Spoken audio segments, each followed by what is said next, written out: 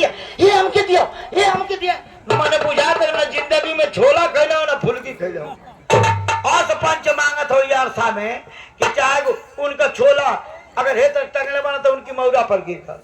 भैया देश कितना विकास कर रहा, तब पहले का बारात रहल बारे सब मास्टर लोग, पहले का बारात रहल, अब का बारात बलाए ना। अब बरतियन का इज्जत करे में घरतिया लाखों करब उपाय, तब बराती लेट करे घर ही, बराती लेट करे घर ही।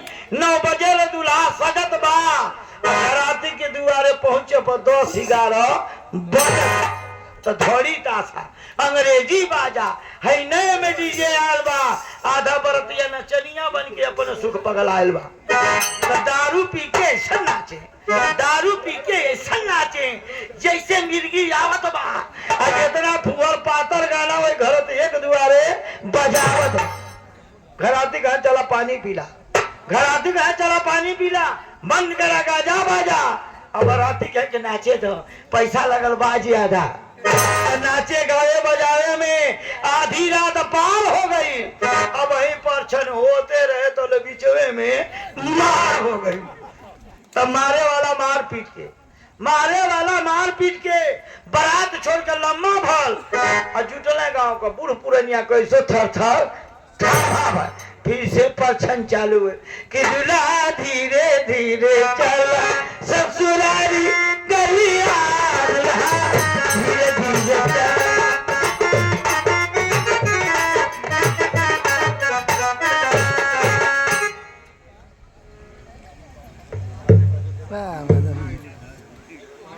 दिहला ये ना खाए बस छुछे छुछे।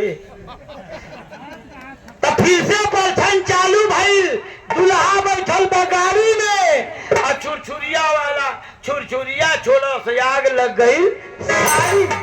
तो छुरछुरिया छोड़े वाला जाके छिप गई झाड़ी में। और मेहरारू बतिया से जर गई है जो रहे आंगन बारी। ये बोल बेगो टांग आगे में परछौना में खा रही मेहरारू बतिया से जर गई है जो रहे आंगन बारी में। इधर लाइसेंसी बंदूक वालन का, इधर लाइसेंसी बंदूक वालन का इन्हों का निशाना बेचत बा।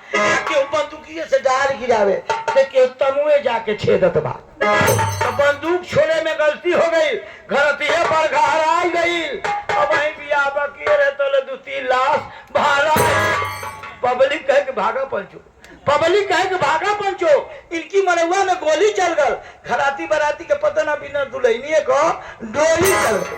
तो घराती या बराती भैया मत इतना उत्पात करा, कहे हरिंदर ये भैया साधारण बारात करा।